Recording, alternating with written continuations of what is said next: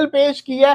पहली ही इनिंग्स के अंदर 238 लगा दिया और ये बता दिया कि भाई साहब ये जो वर्ल्ड कप है ना, ये इंडिया अपने घर के अंदर ऐसे ही हर मैच के अंदर, जैसे 2023 के अंदर हमने देखा था कितनी दफा इन्होंने 300 रन का आंकड़ा पार किया था, ये वही खेल पेश करने वाले हैं। वर्ल्ड कप से पहले ट्रेलर दे दी है। अभिषेक शर्मा से शुरू करते हैं। इंटेंट शायद मिसकैलकुलेट की जाती है। इंटेंट का जो पावर शो होता है ना, कि वो जब आपकी एबिलिटी आपके पास हो और आपका स्किल सेट आपके साथ हो और इंटेंट हो, आपका माइंडसेट राइट जगह पे अलाइन हुआ हुआ कि आप ये फॉर्मेट खेल रहे हो, आपने ये नहीं देखना कि दूसरे एंड के ऊपर क्या हो रहा है, आपने अपने आप को एक ऐसे बबल स्पेस के अंदर प्रिजर्व कर लेना कि जहां आपकी जो मेंटालिटी है वो किसी और के खेल से इंपैक्ट ना हो। हालांकि तो बहुत ही ज्यादा कुटकुटापा प्रोग्राम हुआ है जी। और जैसे मैंने आपको बताया कि 240 का स्ट्राइक रेट अभिषेक शर्मा और 84 रन 35 गेंदों पे, 8 छक्के 5 चौके, और एंड पे जो रिंकू सिंह ने जो एक चाहिए था तड़का इनिंग्स को, वो लगाया 20 गेंदों पे 44, 3 छक्के 4 चौके, 220 का स्ट्राइक रेट उसका और 240 का स्ट्राइक रेट अभिषेक शर्मा का। अभिषेक शर्मा से शुरू करते हैं। इंटेंट शायद मिसकैलकुलेट की जाती है। इंटेंट का जो पावर शो होता है ना, कि वो जब आपकी एबिलिटी आपके पास हो और आपका स्किल सेट आपके साथ हो और इंटेंट हो, आपका माइंडसेट राइट जगह पे अलाइन हुआ हुआ कि आप ये फॉर्मेट खेल रहे हो, आपने ये नहीं देखना कि दूसरे एंड के ऊपर क्या हो रहा है, आपने अपने आप को एक ऐसे बबल स्पेस के अंदर प्रिजर्व कर लेना कि जहां आपकी जो मेंटालिटी है वो किसी और के खेल से इंपैक्ट ना हो। हालांकि खेल पेश किया है, पहली ही इनिंग्स के अंदर 238 लगा दिया और ये बता दिया कि भाई साहब ये जो वर्ल्ड कप है ना, ये इंडिया अपने घर के अंदर ऐसे ही हर पहली ही इनिंग्स के अंदर 238 लगा दिया और ये बता दिया कि भाई साहब ये जो वर्ल्ड कप है ना, ये इंडिया अपने घर के अंदर ऐसे ही हर मैच के अंदर, जैसे 2023 के अंदर हमने देखा था कितनी दफा इन्होंने 300 रन का आंकड़ा पार किया था, ये वही खेल पेश करने वाले हैं। वर्ल्ड कप से पहले ट्रेलर दे दी है। मैं कहता हूं ओडीआई की सीरीज के अंदर न्यूजीलैंड की टीम की बॉलिंग वर्ड सी, लेकिन आज न्यूजीलैंड का प्रॉपर बॉलिंग खेल रही थी। मिचेल सैंटनर, जैकब डफी, इसी के साथ साथ ईश सोदी हो गया, काइल जेमिसन, एक प्रॉपर बॉलिंग यूनिट खेल रहा था। उसको जिस तरीके से फेंडा लगाया अभिषेक शर्मा, रियल डॉन भाई साहब, डॉन ऑफ क्रिकेट, 35 बॉल के ऊपर 84। मैं कहूंगा कि भाई तेरे आगे हाथ जुड़े हैं कि तू सेंचुरी तो कर जाता, इतनी वेल डिजर्व 100 मिस की। लेकिन बात वही है ना, उसके लिए टीम आगे है, मैटर करती है, उसके लिए अपना पर्सनल माइलस्टोन मैटर नहीं करता। उस लड़के ने आते साथ इंडिया के 2 आउट हुए, संजू सैमसन, ईशान किशन आउट हुआ, लेकिन सूर्या कुमार यादव भी स्लो खेला। अभिषेक शर्मा का बल्ला रुकता ही नहीं है।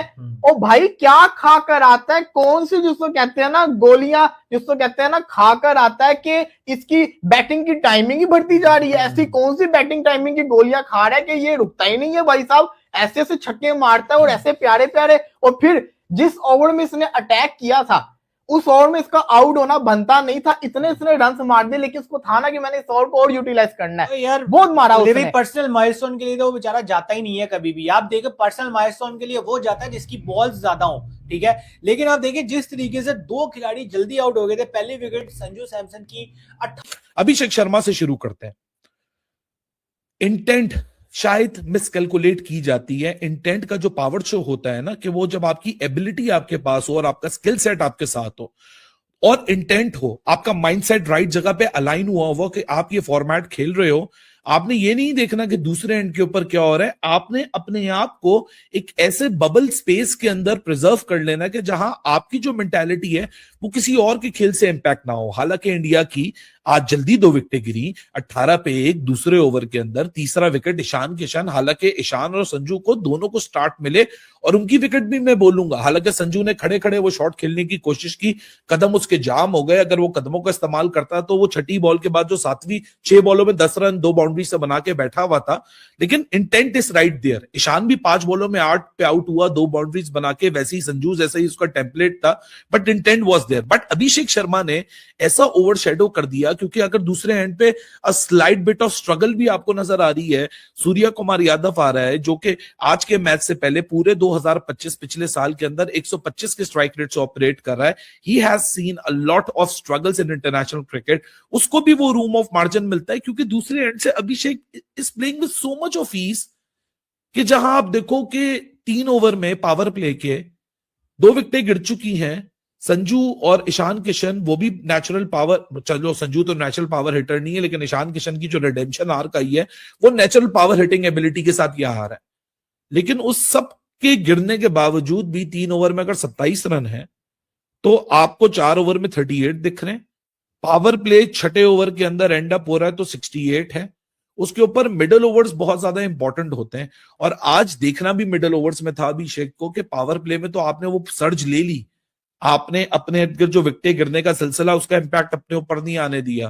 कोहली को ये निकालना चाह रहा था, वो नहीं निकाला। देखिए, विराट कोहली को निकालना कोई गौतम गंभीर के बस की बात नहीं है। विराट कोहली चाहे तो बाप है गौतम का बाप क्या उसको निकलवा सकते हैं अगर आज विराट कोहली चाहे। लेकिन आज तनकीद बनती है, मैं कहता हूं कि रोहित शर्मा पे बनती है ना, जो हिटमैन है, आज परफॉर्म करता ना जहाँ पे मैच की जरूरत थी, जहाँ पे सीरीज की जरूरत थी, आज शुभमन गिल पे तनकीद बनती है। आप पिछले 2 मैचेस में परफॉर्म करके चले गए, आज के मैच में परफॉर्मेंस कहाँ पे है? आज केएल राहुल पे भी तनकीद बनती है। आपने पिछले मैच बैट्समैन दिया, कोहली को निकाल के हर बंदे पे आज तनकीद बनती है। आज ये कह सकते हैं कि 11 बहनों का इकलौता भाई आज विराट कोहली बना है। आज साबित किया उसने कि भाई आज मैं हूंगा तो परफॉर्मेंस होगी, वरना इंडिया की टीम मेरे अलावा। गौतम कह रहा था इसी विराट को निकालो, इसी विराट को रेस्ट दो, पीछे बचता गया था। भाई विराट कोहली के बगैर इंडिया की क्रिकेट मैं कहता हूँ नहीं चल सकती। आज 3-4 बड़े नाम निकाल दो इंडिया की क्रिकेट को।